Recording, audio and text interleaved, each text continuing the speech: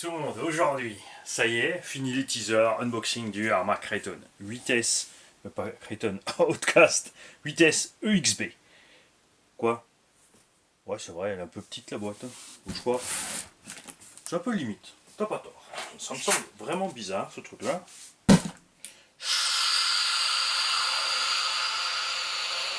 Oh, oufti. Ah oui, là c'est bon. La vache. Ouais, j'ai peut-être exagéré un peu là. Non? Pas trop de pression? Non. Évidemment, ça vient de chez RC Race Modélisme, chez Hervé Durand, à Castelnau-d'Arrée.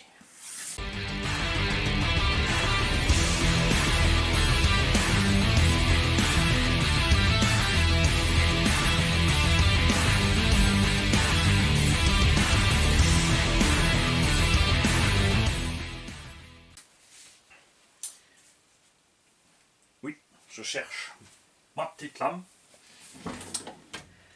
Et pourquoi que j'ai pris le Outcast 8S? Alors, parce que grâce à RC Fast Car, nous avions une vue sur le Outcast 8S RTR quand il était sorti. Engin superbe, carrosserie d'un beau rouge métallisé, on aime bien. Je suis tout pas fan du carré roulant, hein, aussi large que long. J'aurais bien aimé que l'Outcast soit moins large que le Kraton, par exemple avec les qu'ils aient mis les portes fusées et fusées du talion. Le souci, ce sont les grandes roues. Avec le grand diamètre des roues, ben, ça va frotter la carreau. C'est une des raisons pour laquelle ils ont fait ça. J'ai pris après le Kraton 8S EXB parce que je n'étais pas content du tout du RTR et celui-là m'a réconcilié avec la série 8S. Ça va beaucoup mieux, reste un poids lourd. Il était trop lourd, il reste trop lourd pour du 8S et la direction c'est mieux mais peut mieux faire, hein, peut vraiment mieux faire, c'est pas terrible cette direction. Et ensuite ils ont annoncé le Outcast EXB et je me suis dit c'est peut-être l'occasion. Tombait bien puisque Jonathan lui voulait le Kraton 12S.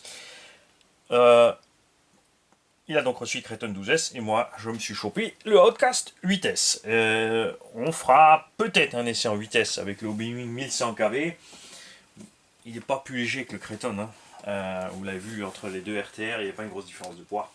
Mais je pense que oui, on va aussi celui-là. Il est à l'envers. Hervé, il faut que je te le renvoie, c'est pas bon.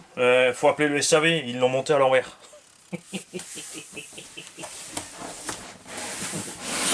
N'empêche, c'est vrai qu'on rigole, mais je pense que si certains SAV gardaient certaines choses pour nous les montrer après, des petites perles comme ça, je crois qu'on se fondrait bien la gueule. De l'autre sens aussi, hein, on se fondrait bien la gueule. Le problème, c'est que, tu vois, il y en a certains qui prendraient ça très mal. Hein. Tu vois, si tu balançais l'enregistrement de... Quand ils te disent « Oh ouais, mais pilote de loisir, ça bouge du tout, c'est n'importe quoi, gna gna gna gna », ils seraient capables d'être offusqués après. Hop.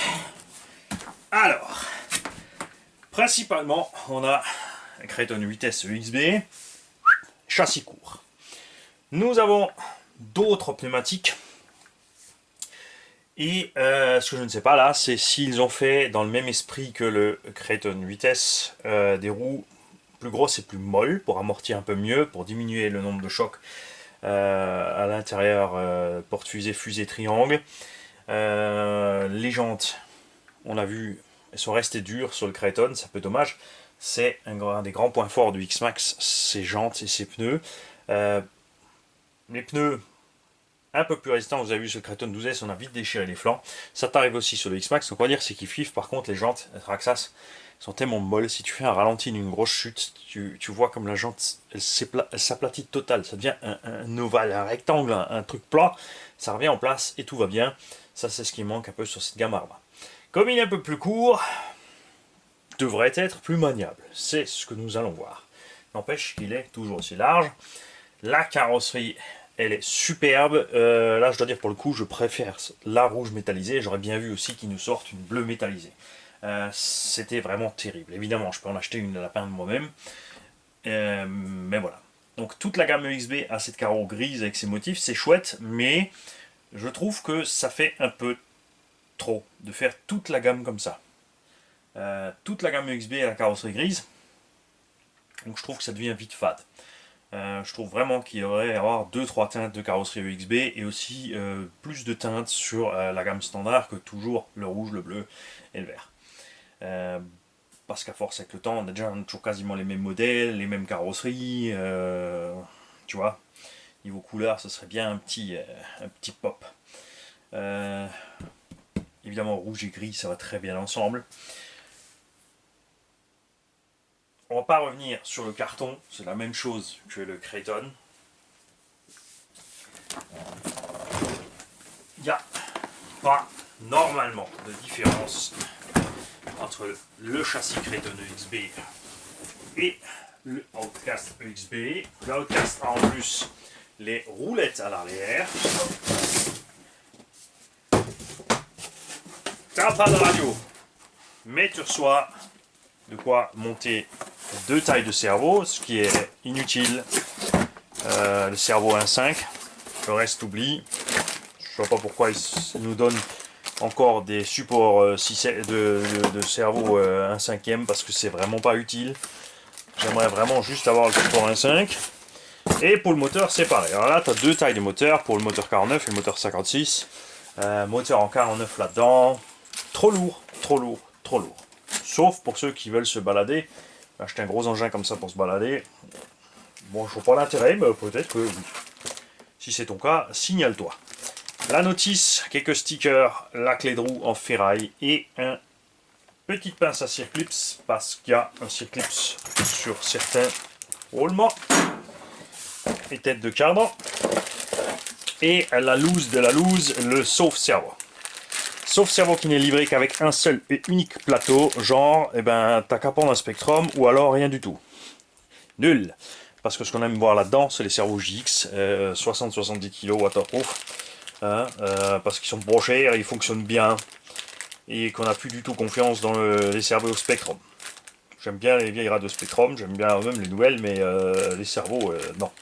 Électronique qu'ils font pour les RTR, j'ai toujours été déçu. On a des pistons d'amorto en plus, donc des pré-troués et des sans trous. Les sans trous, c'est fait, je pense, pour faire tes propres trous, parce que sinon il n'y a rien d'autre à faire. Est-ce que ça, c'est utile? La réponse est non. Ça c'est pareil, c'est mis en plus. Et tu reçois avec une boîte de pâté. Il y en a qui ont des petits bonbons, Hervé il envoie des boîtes de pâté. Et moi je préfère largement ça, c'est meilleur pour la santé. Bonne boîte de pâté avec du vrai bon gras naturel. Mais assez papote.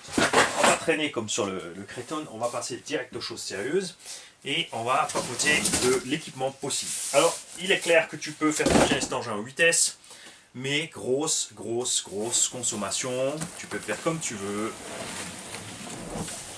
Tu ne feras pas cette grosse conso. Et voici le bébé. Hop. Le fil n'est plus sur la carrosse, ça veut dire que Hervé a joué avec. Et t'as bien raison mon gars, hein, quand même.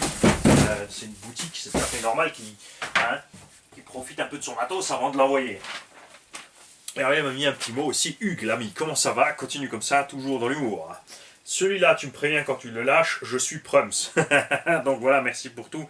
Bise à la famille signée Hervé.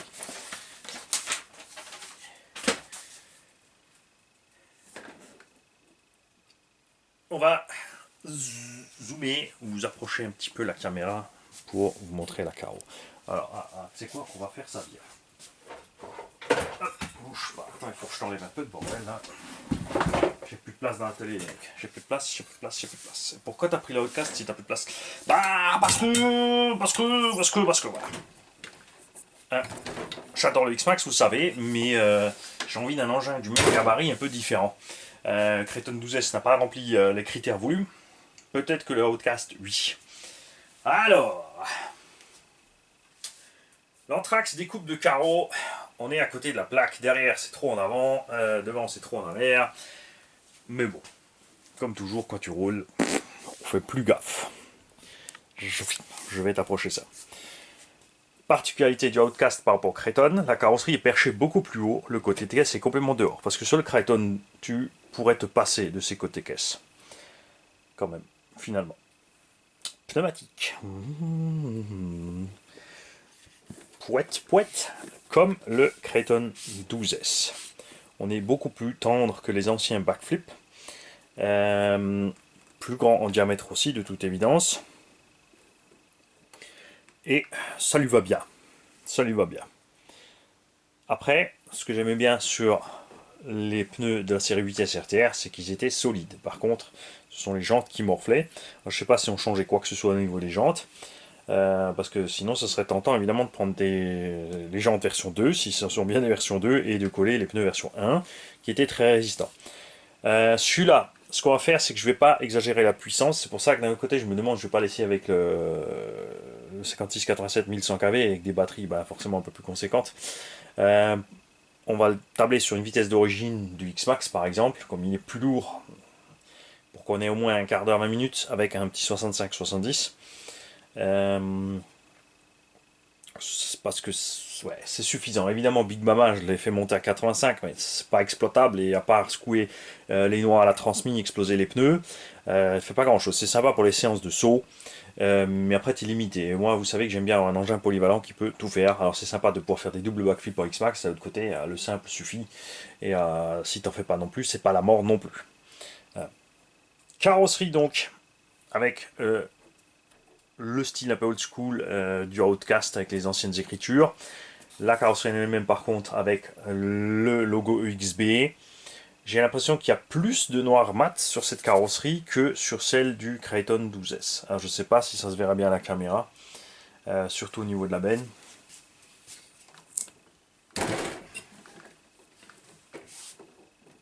Bouge pas. Voilà. Là, normalement tu vois bien, regarde que c'est noir mat, et là tu vois le brillant. Alors, ce ne sont pas des stickers, c'est la carrosserie a été peinte en noir brillant, et ensuite ils ont passé du mat dessus. C'est beau, problème, c'est qu'à chaque retournement, chaque rayure va faire du brillant dans la carreau. Ça a des pour et des contre. Les biellettes EXB sont plus massives que les biellettes des RTR qui posaient problème. L'échappe aussi, et les biellettes et l'échappe arrière évidemment aussi. C'était surtout sur la Outcast, ils avaient plus de problèmes sur la Outcast avec les biellettes arrière qui s'arrachaient que sur le Kraton. Et je sais pas pourquoi en fait, c'est étrange. C'est étrange. On a le même aileron, on a par contre la wheelie bar en plus équipée de 4 roulements standard 1/8 16 par 8 par 5, de la vis M6 à bord, délirant. Mini pare-choc arrière, très près du machin, pas trop flex. Et à l'avant, déjà, on avait sur la Outcast ce pare-choc qui était une lame plus grande.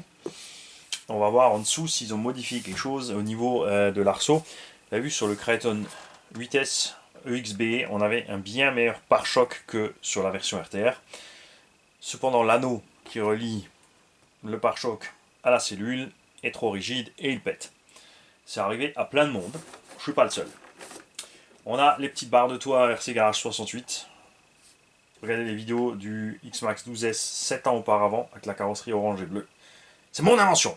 Mais non, je plaisante. N'importe quoi. Superbe idée, l'arceau de benne arrière. J'adore ça sur les pick-up et en plus avec les petites lampes au-dessus. Et là, ce serait vachement super beau. Mais évidemment, il faudrait monter les lampes de façon à ce qu'elles puissent descendre en caoutchouc. Rafouille, il faut que tu m'imprimes une rampe de pseudo-lumière en TPU bien flexible, faible remplissement pour que ça puisse se faire écrabouiller dans tous les sens parce que Metavic Mani va pas rester longtemps sur les roues avec ce machin. On va pas y mettre à bord la puissance qu'on avait dans le Kraton EXB, quoique, vous l'avez vu, j'ai pas exagéré, on avait un 70. C'était pas énorme, 70 km/h. Le combo qu'on a mis dedans pouvait largement emmener le châssis à 100. Mais vous l'avez vu, par contre, en 5000 et des brouettes, on était à une vingtaine de minutes et tout était tiède. Et ça, c'est ce qui est génial. Alors qu'en 8, ça va chauffer. Le 1100 kV dans l'X-Max, en 8 x le gros pignon s'en sort bien. Je bouffe des 8000 quand même si j'y vais vraiment fort en 15 à 20 minutes, c'est mort. Tout est chaud quand même. Par contre, on envoie du lourd, on envoie 85, on envoie du double backflip. Ce machin-là fait 3 kg de plus. Donc, ça ne sera pas possible. Quoique avec Big Mama, la différence est un peu moindre à cause des pneumatiques plus lourdes. Et très probable, alors je vais faire les essais avec ça. Et quand je vais y aller fort, je vais très certainement mettre les Louise dessus pour éviter de flinguer ses pneus. Mais sinon, dans le terrain normal, je pense qu'on roulera avec ceux-là. Alors, châssis plus court, on va y venir, et ce n'est pas tout. Ce qui distingue le plus l'Outcast du Kraton, c'est qu'à l'avant et à l'arrière, ils ont les amortos longs. Il n'y a pas l'amorto plus court devant, et la tourelle avant est aussi longue que la tourelle arrière. Ça nous permet donc un débattement de suspension avant plus grand. Hein, donc on est vraiment plus proche de la plateforme X-Max. Largeur, c'est vraiment super méga large. Bon, autant c'est vrai que là, sur le 8S, c'est moins flagrant que sur le 6S. Le 6S, c'est vraiment un cube roulant. C'est un peu moins flagrant, pas beaucoup plus. Mériterait des jantes avec vraiment zéro offset. Ça a un petit peu d'offset quand même, c'est méga large. Bon, la vue comme ça va. Mais vu du dessus, ça fait méga carré. Hein. Ça fait méga carré. On va... Avant d'aller à l'intérieur, nous allons voir ça avec un X-Max. Ça ne bouge pas. On va prendre celui-là. Parce qu'il est vide. Hop. Alors, est-ce que c'est vraiment tellement plus large que le X-Max? Ou est-ce n'est-ce qu'une impression? Oh la vache, il est balèze mon stand. Alors je vais mettre pneu à pneu d'un côté, qu'on voit la différence de l'autre. Et ouais, quand même, hein, on a quand même 5 cm de voie à largeur en plus. Tu vois, on a un poil d'anthrax en moins. Le Kraton a un poil d'anthrax en plus que le X-Max. Le Outcast a un poil d'anthrax en moins. Hein, gros avantage du gros bébé, évidemment, c'est sa garde centrale. Mais la gamme 8S Arma est loin d'être en reste au niveau garde au sol. C'est ce qu'on pensait au début, que ce serait trop bas. Mais c'est avéré que non. Et sur le Outcast, on a les amortos longs à l'avant. Il n'est pas plus haut, hein, attention, parce que la tourelle est plus haute. On a plus de débattement. Du coup, on a, tout comme le X-Max, large de quoi freiner la masse. On a quand même une sacrée garde au sol. On a, tu vois, plus que mon point là-dessous. Ça va nous permettre quoi? Ça va nous permettre justement ça. C'est le nouveau setup de Suspect qu'ils ont fait aussi sur le Kraton EXB. Ils ont vu qu'ils étaient beaucoup trop fermes sur les autres. Regarde là comme on est moelleux. On est bien moelleux et regarde en bas, on durcit bien. Le Kraton, on l'a vu, taper relativement vite au sol avec ses 14 kg. Malgré les suspensions assez dures et tout. On va durcir l'huile. Voir s'ils font des ressorts plus durs, augmenter le tarage au moins pour freiner plus vite le machin si possible. On va voir comment ça se passe avec celui-là. Et on verra aussi poids final, ce que ça va donner par rapport au Kraton. Alors, moi je n'étais pas spécialement lourd à cause du 12S puisque j'ai pris un moteur 56-113. Parce que beaucoup le font en 8S. Après, ils roulent des 4S 8000 ou 11000. Moi, j'avais du 12S 5000. À 800 grammes la batterie, donc équivalent au 8S 8000.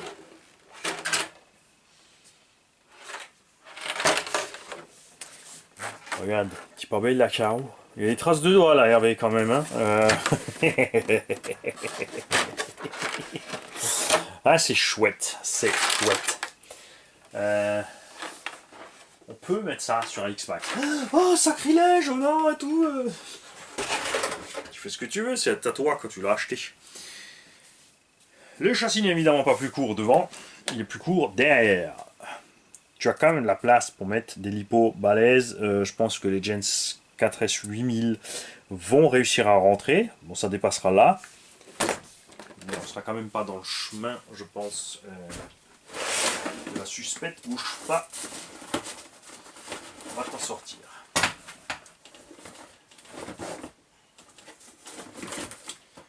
Voilà.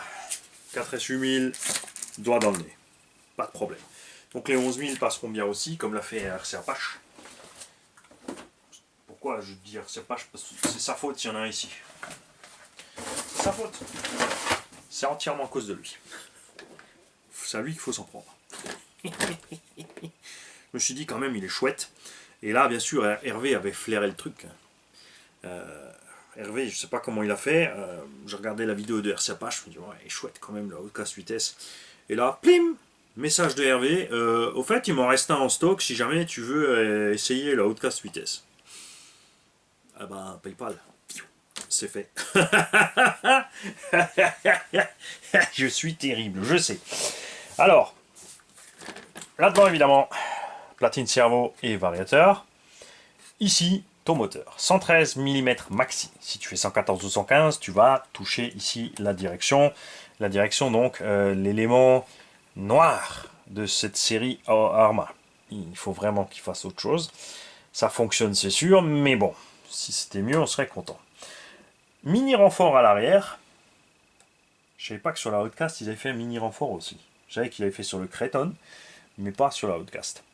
Évidemment, l'échafaudage habituel Arma. Hein, ça finit plus, hein, ça continue. Ils vont faire encore sur les côtés, en diagonale, en machin.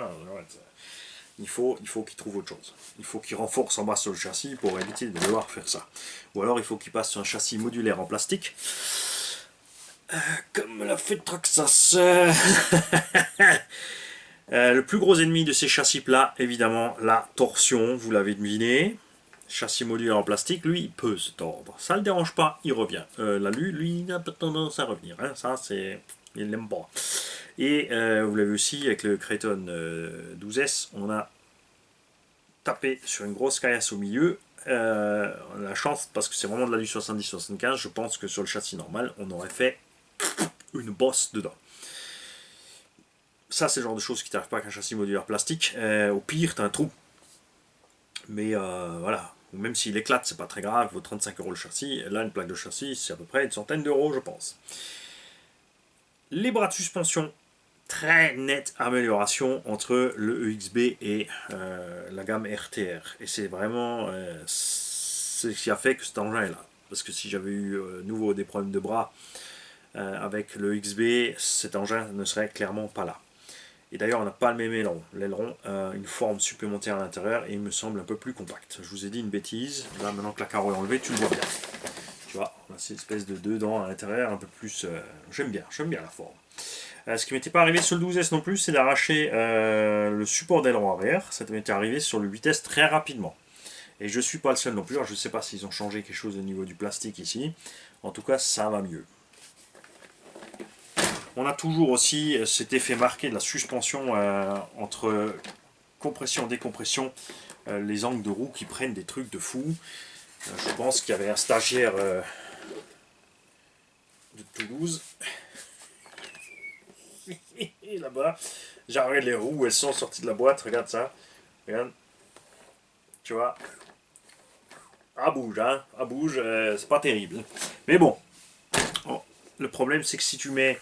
c'est ce qu'ils avaient fait en fait sur le Kraton RTR, c'est qu'il y avait des cales entre la biellette de direction et le levier de direction côté roue sur le porte-fusée pour que la biellette soit plus droite. Le problème, c'est que la vis se pliait parce qu'il y avait une vis de 40 ou 50 mm à l'intérieur M4 et c'est pas suffisant pour tenir ça. Si déjà ils auraient pas dû mettre une vis, enfin ils auraient dû mettre une vis mais qui n'était filetée qu'au bout. En fait, avoir un axe de 5 avec un filet de 4 au bout. Ça, c'était jouable. Là, c'est sûr, M3 sur la direction milieu, ça fait peur. Pourtant, j'ai pas eu de souci avec le système de direction lui-même. C'est vraiment juste le sauve-cerveau qui est merdique. Prend très vite du jeu. Et comme dit, si tu mets une cale dedans pour augmenter un peu le tarage du ressort, tu as peur d'arracher le filetage du cerveau. En fait, tu vas sortir le filetage qui est à l'intérieur du pignon de cerveau. Il y a vraiment tous les efforts qui sont sur le pignon de cerveau et ça c'est mauvais. Hein. C'est quelque chose que Traxxas a très bien compris dans le X-Max ou dans le Max. Et je veux dire, pourquoi est-ce qu'ils n'ont pas pris une direction type Losi là-dessus? Losi 5T ou DBXL. Alors on nous a parlé de problèmes de place et je n'ai qu'une chose à dire, mon tulle c'est du poulet. Parce qu'il y a la place là-dedans de mettre une direction correcte. surtout si tu étais barré sur un moteur 49-87. C'est sûr que le 113 dans le Outcast ça passe pas, dans le Kraton ça passait. On va reculer un petit peu tout ça et ça passait. Ce qu'il y a aussi c'est que on a le poids en arrière sur cette machine, enfin sur le Kraton ça va parce qu'il est long, sur la Outcast ça serait un peu différent. On a le poids des batteries à l'arrière, 1,6 kg là, le moteur bon fait 1,2 kg, le Vario aussi.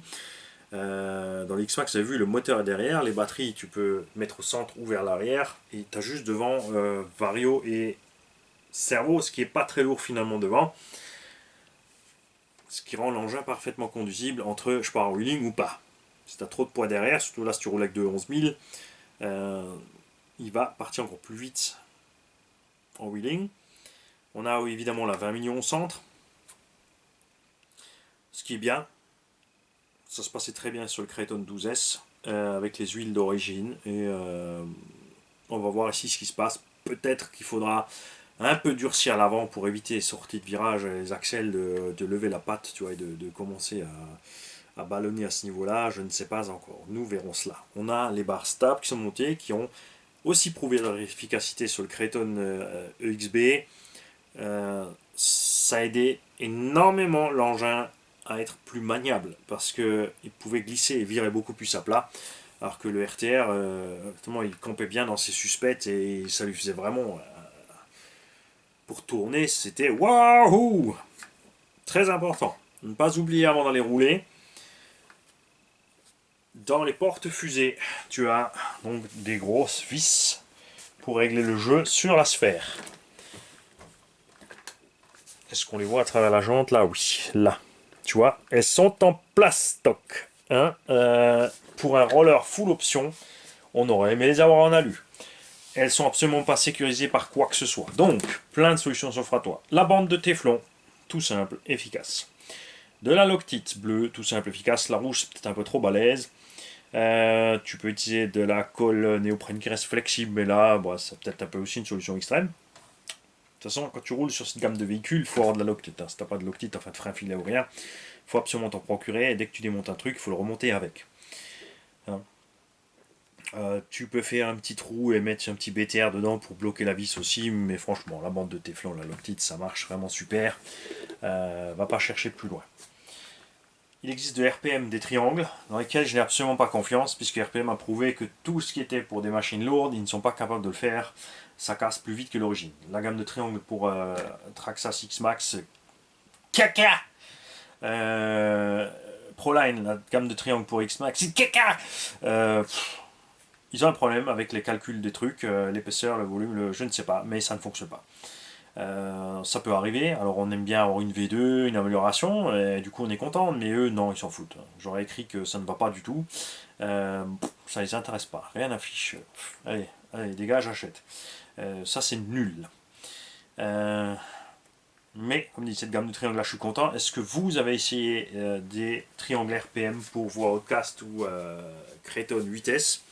Si oui, est-ce que vous êtes content? Est-ce que c'est mieux que les origines? Est-ce que c'est pareil? Bon, si c'est pire, donc c'est sûr vous n'êtes pas content. C'est le cas avec les pièces pour le X-Max 8S. Donc ça, c'est pas cool. J'en avais cassé un sur le Kraton 12S, mais vous avez vu qu'on y allait fort. Hein, on a tapé un paquet de fois de travers sur la roue, et on a volé haut, et quand même. Mais ça va. C'est largement acceptable vu ce qu'on a fait avec, aucun problème. On n'a pas banané de cardan, on n'a pas banané de tube ni rien. On n'avait pas forcé pour rentrer du backflip ou autre parce que c'était le premier run, je voulais pas. C'est le premier run, j'aime bien. Enfin, sauf si tu te sens en confiance, tu peux y aller avec certaines machines. Là, je voulais d'abord voir parce que j'avais la mauvaise expérience du 8S, enfin du RTR, donc je voulais d'abord voir ce que ça donne. Et je l'aurais très certainement fait sur les runs suivants. Ben là, maintenant, c'est Jonathan qui va vous le faire. Beaucoup donc là-dedans mettent soit le 1100 kV, soit un 800 kV avec le gros pignon, le machin, mais toujours en vitesse. Pensez aux crêtes de consommation, 250 ampères, c'est ce que consomment ces gros moteurs en vitesse. Quand tu passes en 12, 120. Tu vois. Donc tu peux utiliser le 800 kV aussi. Le Hobby-Wing, je ne sais pas, le 800 kV s'y prend 12S. Le Castle, oui. Mais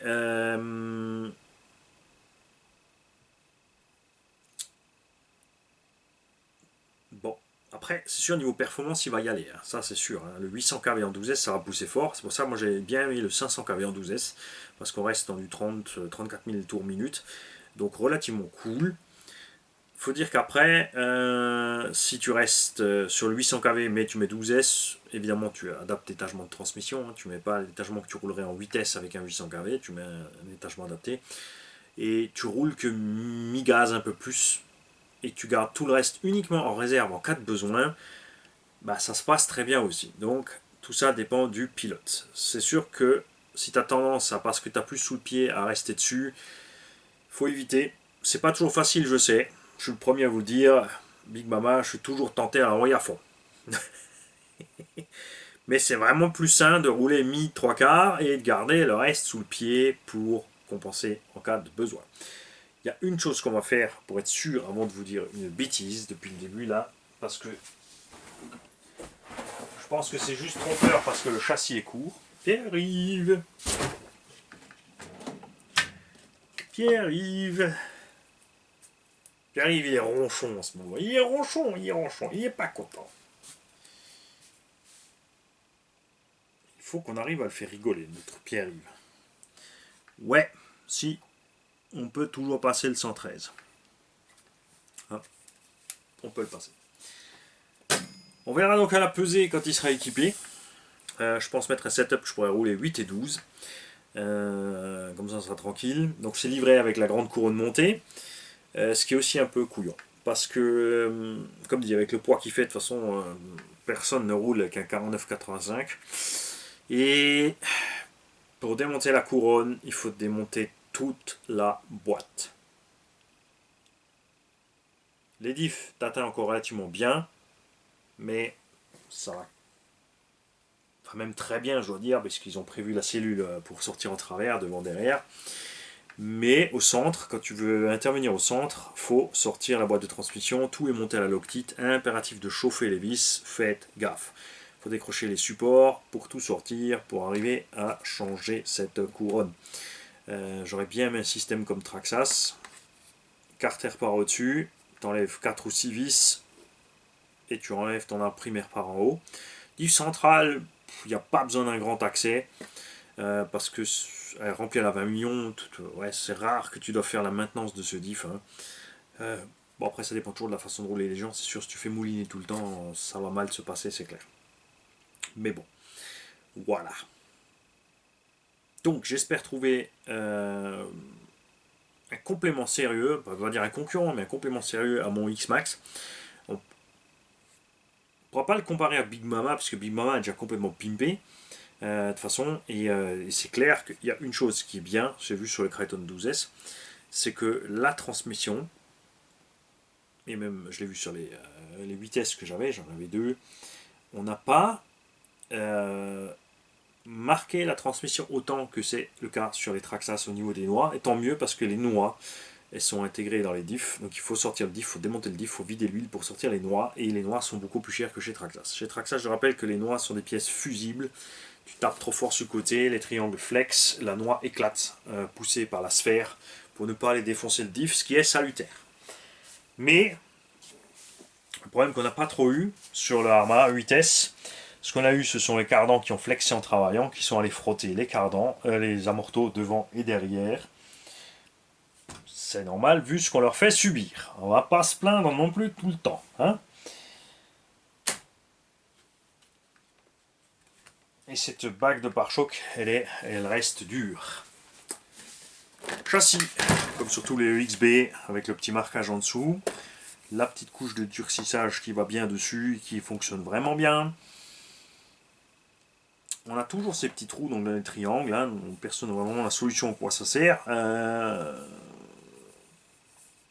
Est-ce que Arma a prévu, ça va venir, mais ça fait un moment qu'ils ont fait les Kraton 8S, il n'y a toujours rien qui sortait à ce niveau-là. De quoi mettre de la plaque en carbone à l'intérieur pour renforcer, on ne sait pas. Par en bas, la place me semble bien compromise. Par en haut, par contre, ça m'a l'air bien mieux. Donc oui. Est-ce qu'on le confie à RC by J avant de le salir? pour qu'il puisse nous faire les petites plaques en carbone qui vont bien. De l'autre côté, si on rigidifie les triangles, on va déchirer côté cellule ou autre. Et les pièces sont chères, hein, par rapport au X-Max. Hein. L'entretien et la réparation de cette caisse est vraiment beaucoup plus cher que le X-Max. Il va être 30-40% plus cher. Donc on verra. Donc le but c'est pas de la flinguer, de pas trop la défoncer. Tout ira bien. Ouais, alors est-ce qu'on lui met un 1100 kV, hein? J'ai un 980 kV là-bas qui irait bien aussi, mais je sais pas si ce moteur est encore en forme. Ce moteur, je crois qu'il a un problème avec l'axe. Est-ce... Overkill, hein, overkill. On a ici, mais lui il va pas rentrer, un ZTW 70 par 120. Non, ça passe pas, tu vois. J'ai mes petits chouchous, j'ai les SSS 56-113. Là j'ai deux 500 kV, puisque pour le Raminator on savait pas si on partirait sur le 360 ou le 500. On avait pris deux 360, on avait pris deux 500. On a essayé plein de trucs. C'est vrai qu'avec la boîte de réduction au centre, d'un côté on se demande pourquoi ils l'ont fait, cette boîte de réduction, parce que s'ils étaient partis sur un diff de Losi DBXL, on pouvait mettre tout de suite un moteur 800 kV et c'était réglé, il n'y avait pas besoin de se cantonner à essayer de rouler avec un petit moteur. Accessoirement. Donc que faire? Ouais, on va... Qu'est-ce que vous en pensez? Je veux avoir votre avis dans les commentaires. Est-ce qu'on l'essaye avec le 56-87 en 1100 kV avec la réduction d'origine, parce qu'on va pouvoir monter dans les tours et avoir plus de réduction en vitesse. Ce serait une idée, vu qu'on vise un petit 65-70 et qu'on ne veut pas exagérer non plus. Ça sera certainement viable. Impératif, je pense par contre, ce sera de mettre le max 5 et pas le max 6. Le max 6, dans le X-Max, ça passe. On chauffe, mais ça passe. Avec le Vario monté un peu plus haut pour qu'il prenne mieux l'air, ça va très bien, mais ouais, on sent qu'on est limite et je pense qu'en été ça va chauffer. Donc le max 5, le 1100 kV, ça vous prouve quand même déjà la conso. Pardon, le max 6 fait 160 ampères. S'il chauffe, c'est qu'on est au-delà. Le max 5, lui, il grimpe à 200. Et là, ça passe bien. Tu vois, c'est... Hein, on sera déjà dans des consos qui me plaisent pas trop. 150-200 ampères, c'est des seuils que j'aime pas trop. J'aime bien rester dans les 120-150. Et idéalement, descendre encore plus, comme on l'a fait dans plein de modèles en 12S ou en 16S, descendre à 80 ou 100 ampères et que les batteries aient vraiment la belle vie. 2 fois 6S, ça passe tranquille là-dedans. C'est pour ça que j'aime cette base aussi Arma. Dans le X-Max, passer en 12S, c'est un peu plus complexe, alors que là, c'est facile. Tu as la place pour mettre le gros moteur qui prend 12S.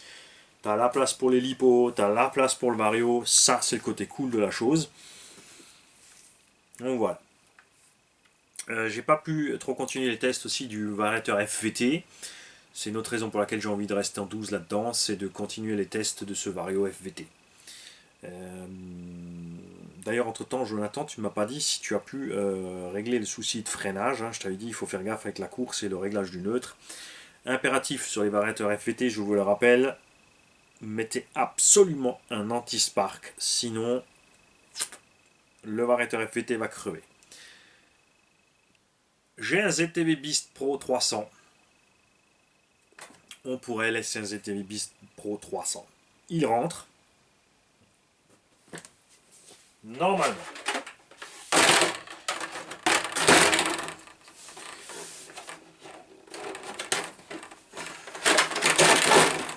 Normalement, quand on se parine finit par T, ouais, il y a la place.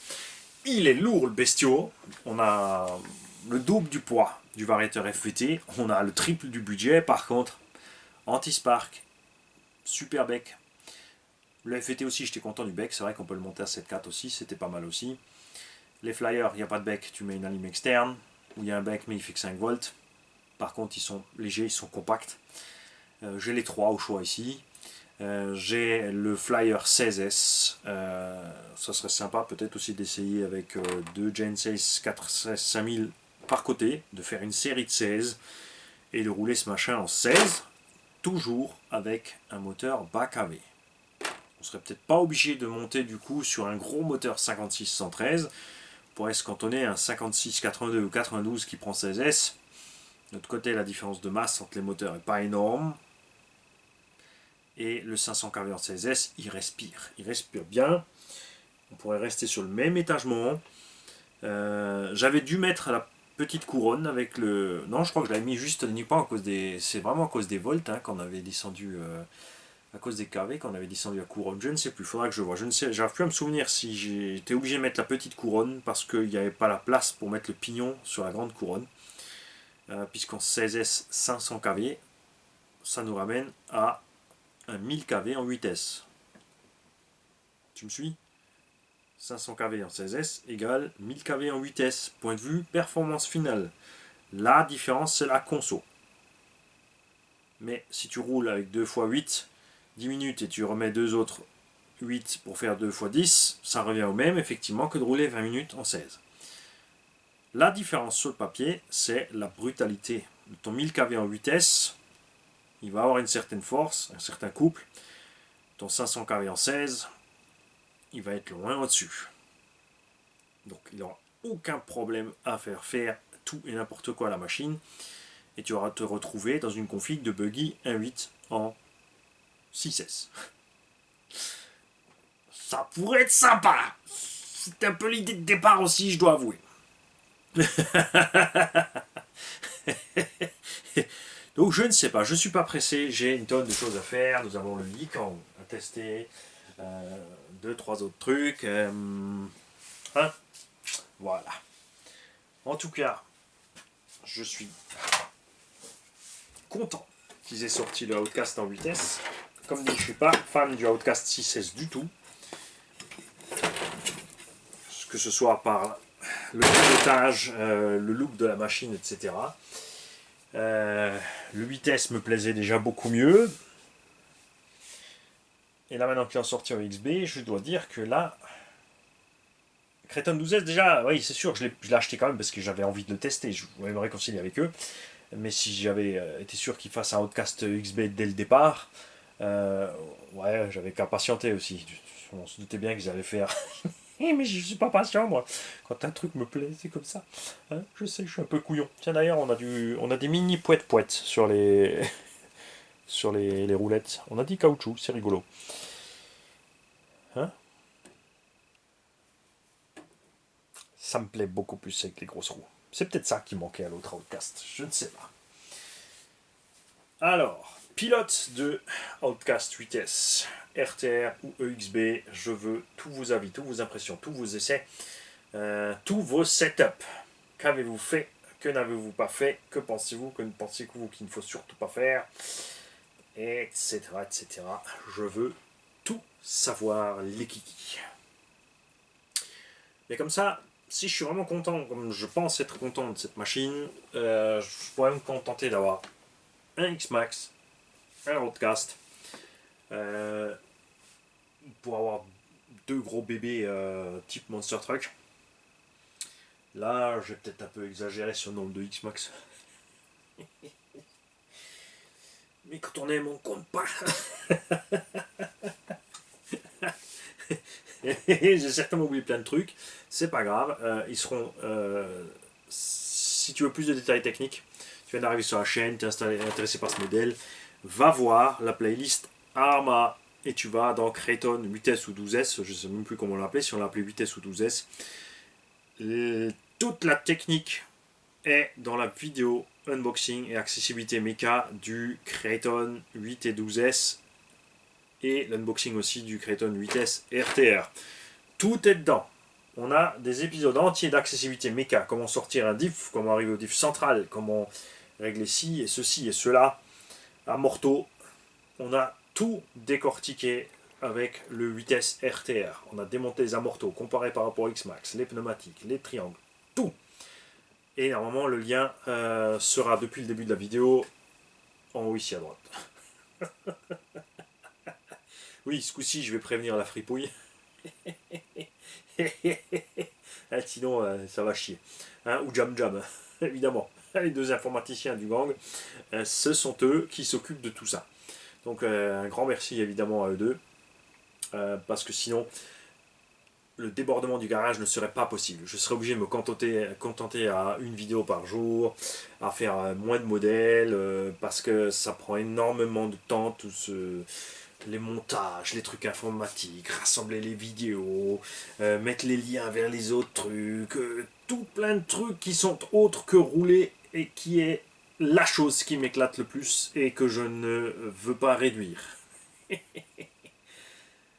Je préfère rouler et prendre du retard sur les préparations que d'être à jour sur les prépas et de ne pas en rouler, parce que c'est frustrant. Et si on s'amuse plus, bah, ça devient un boulot. Et quand ça devient un boulot, c'est pas bon signe. C'est que ça devient chiant. Salut à tous. Merci Hervé d'avoir fait si vite pour envoyer la machine. Et comme dit, je vous attends dans les coms. Je veux vos impressions, vos idées. Tout. Comme d'hab. Ciao les gars. Je veux tout. Like les vidéos. Faites 10 comptes. Like 10 fois les vidéos. Regarde 10 fois les vidéos. Envoie des dons par PayPal, par Tipeee. Et surtout, hein, je l'attends toujours, hein, c'est toujours pas arrivé. Où sont les toupes de vos grands-mères? C'est quoi ce bordel quand même, les mecs? Hein? C'est que j'ai faim, moi. Salut.